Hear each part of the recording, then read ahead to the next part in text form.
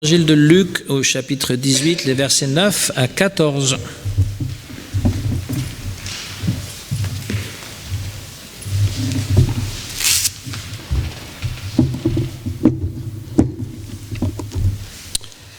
Parabole du pharisien et du publicain. Il dit encore cette parabole en vue de certaines personnes se persuadant qu'elles étaient justes et ne faisant aucun cas des autres. 2 hommes montèrent au temple pour prier. L'un était pharisien et l'autre publicain. Le pharisien, debout, priait ainsi en lui-même. « Ô Dieu, je te rends grâce de ce que je ne suis pas comme le reste des hommes, qui sont ravisseurs, injustes, adultères, ou même comme ce publicain.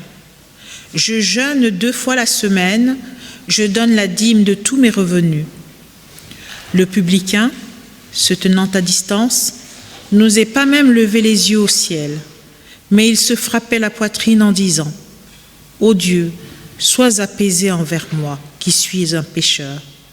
Je vous le dis, celui-ci descendit dans sa maison justifié plutôt que l'autre, car quiconque s'élève sera abaissé, et celui qui s'abaisse sera élevé. »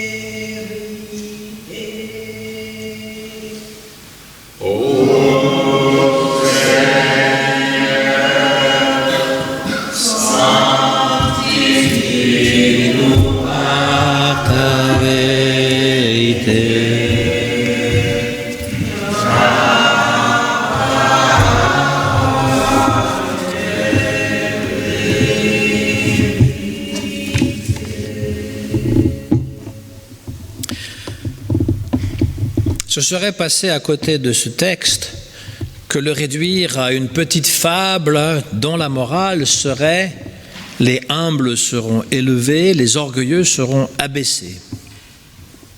En fait, on se trompe de texte quand on pense qu'il s'agit d'un gentil, le pauvre publicain, et le méchant, l'horrible pharisien.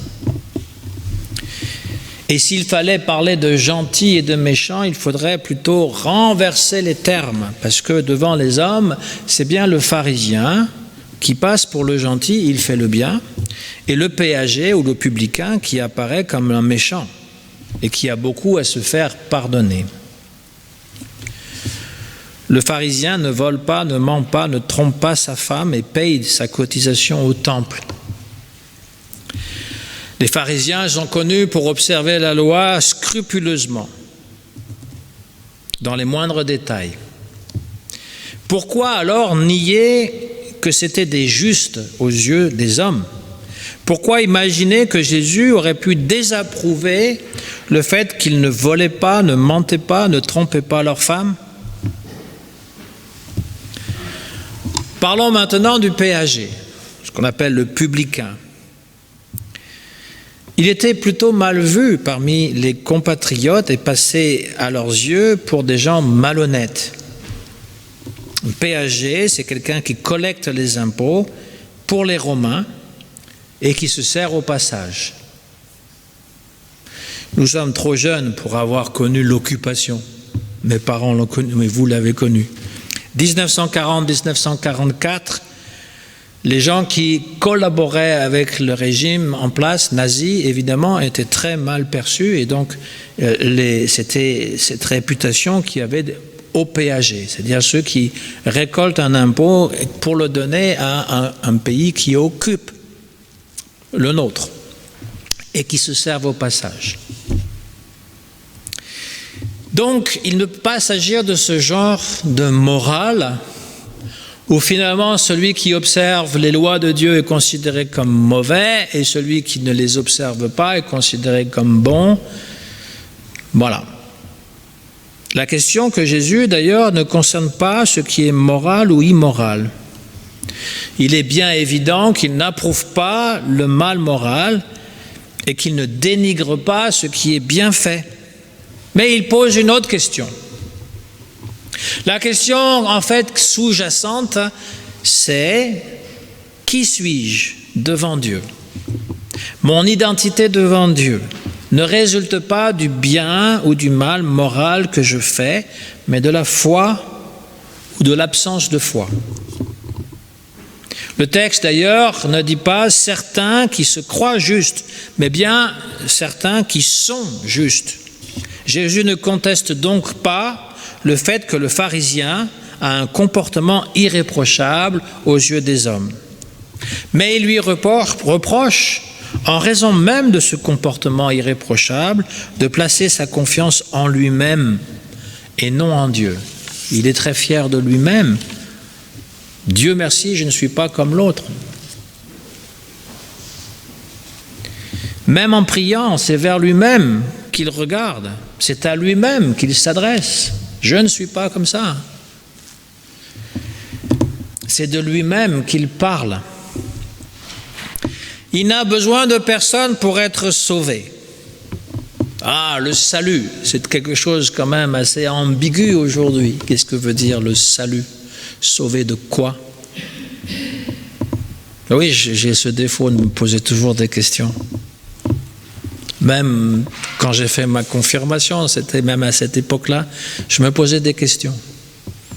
C'est en général mal vu par les professeurs, par le pasteur, par le percepteur d'impôts. C'est en général mal vu dans la société de poser des questions. En général, on m'a souvent dit si j'étais pas un peu retardé mental, parce que je comprenais pas ce que tout le monde acceptait sans poser de questions. Mais le salut, c'est quoi ? De qui, de quoi on est sauvé au juste ?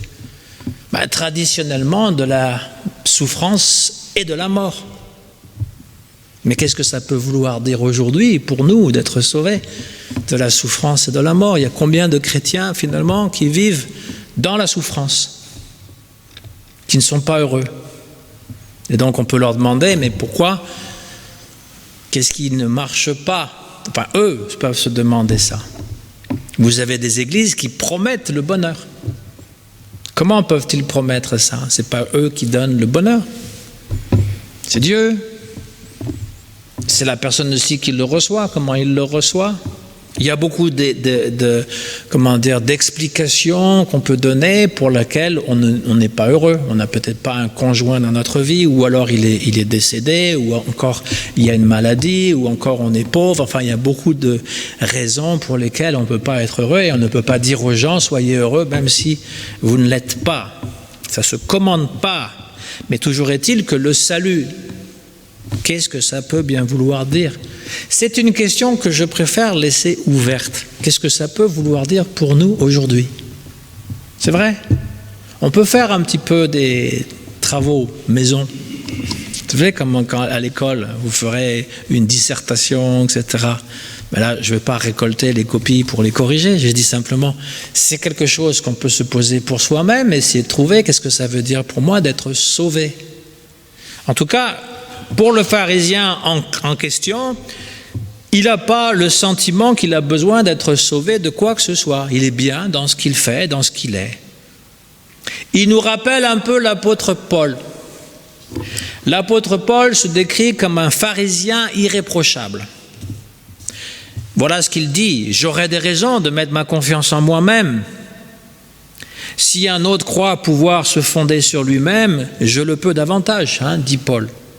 Moi qui étais circoncis selon les règles et qui suis issu d'une des plus nobles tribus d'Israël, à savoir la tribu de Benjamin.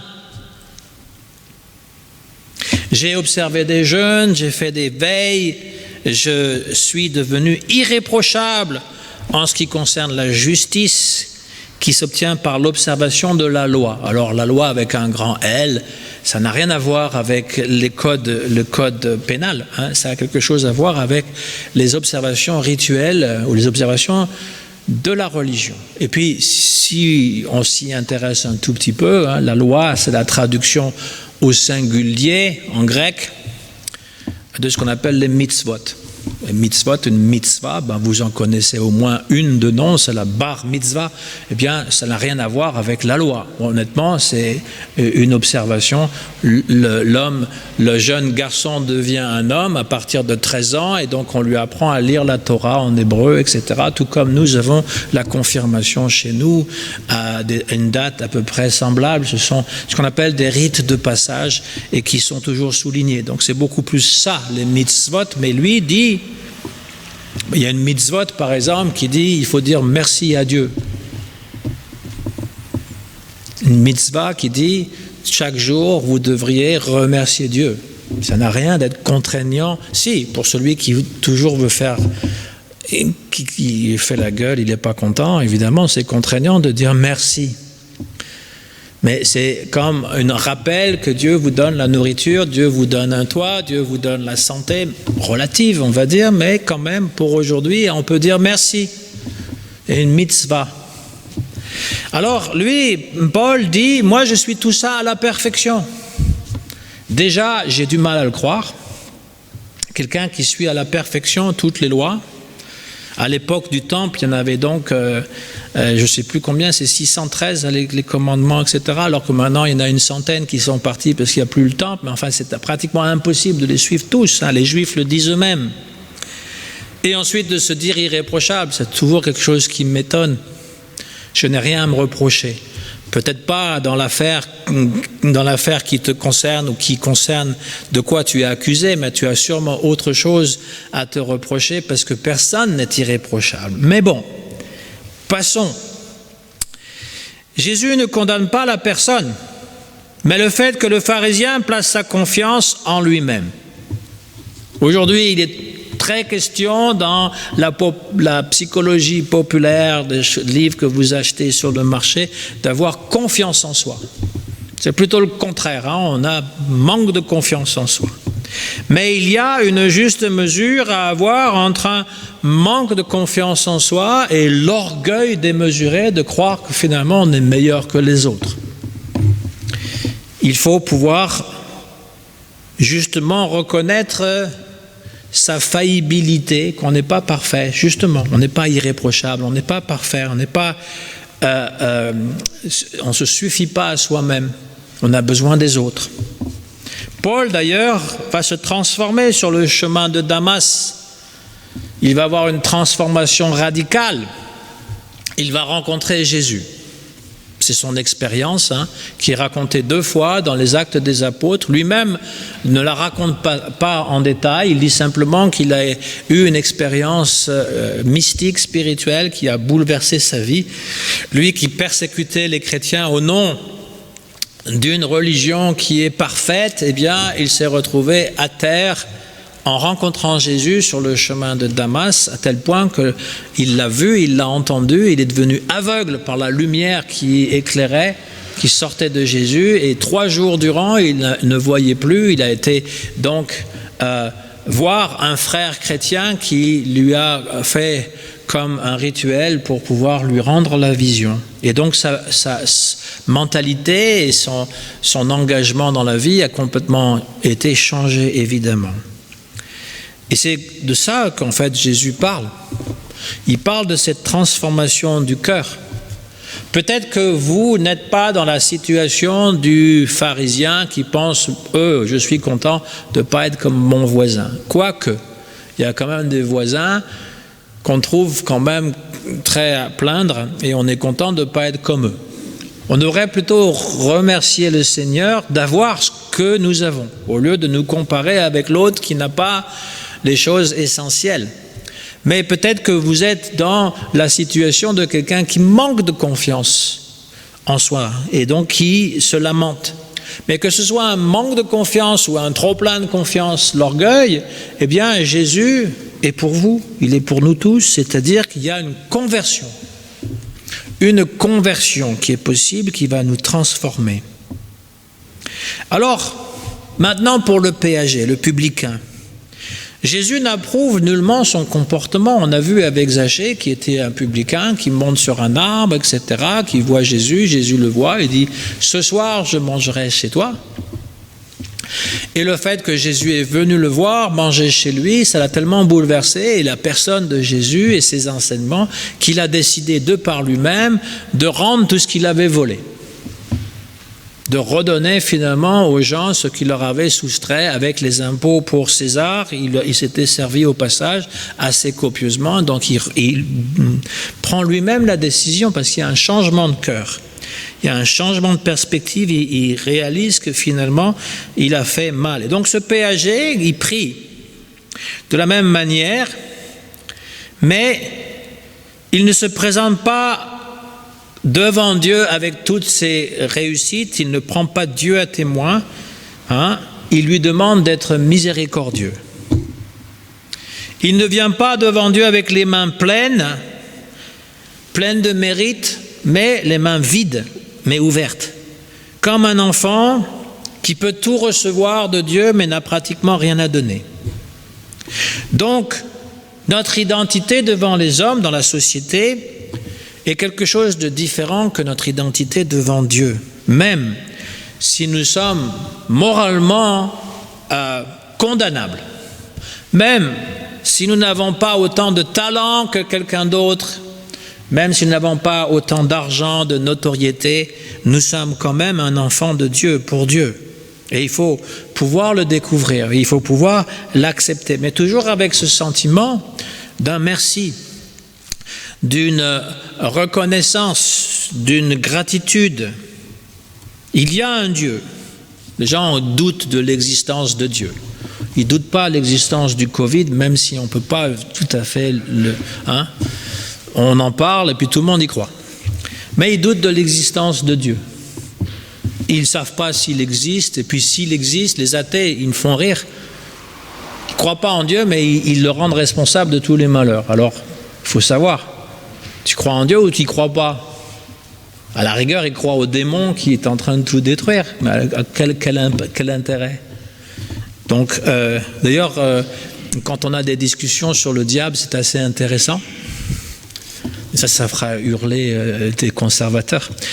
Quand on a des discussions sur le diable, je conclus toujours en disant, mais la Bible ne nous demande pas de croire au diable.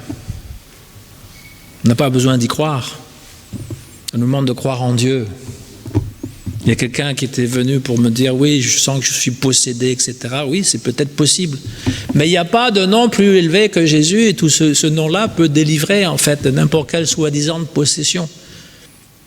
Je ne suis pas en train de mettre en doute l'existence du diable, mais je remarque que les gens mettent plus en doute l'existence du Dieu que du diable, ce qui est quand même paradoxal, parce qu'on ne nous demande pas d'y croire. Que vous y croyez ou que vous n'y croyez pas, ça n'a pas d'importance, mais croire en Dieu, c'est important. Alors il y en a qui me disent, oui, il faut croire au diable, parce que comme ça, on va se rappeler que si on fait le mal, on va en enfer. Oui, mais pourquoi vous pensez ça si vous êtes chrétien? Pourquoi est-ce que vous pensez que vous allez en enfer si vous êtes chrétien? J'arrive pas très bien à suivre la logique.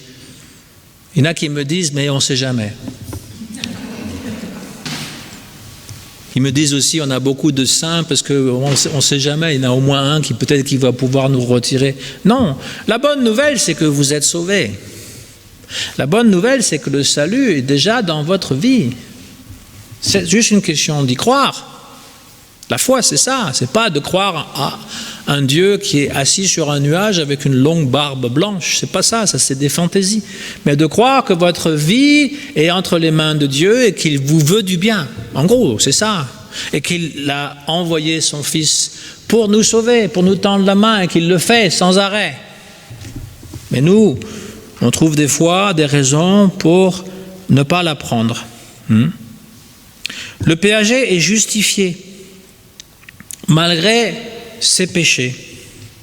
Alors on peut se poser la question à savoir si il y a dans la vie des gens qui sont comme les pharisiens ou des gens qui sont comme les péagers, que c'est ces deux sortes de classes différentes qui sont complètement séparées.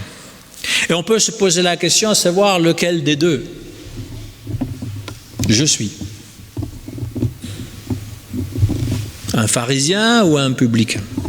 Quelqu'un qui se justifie ou quelqu'un qui finalement demande miséricorde?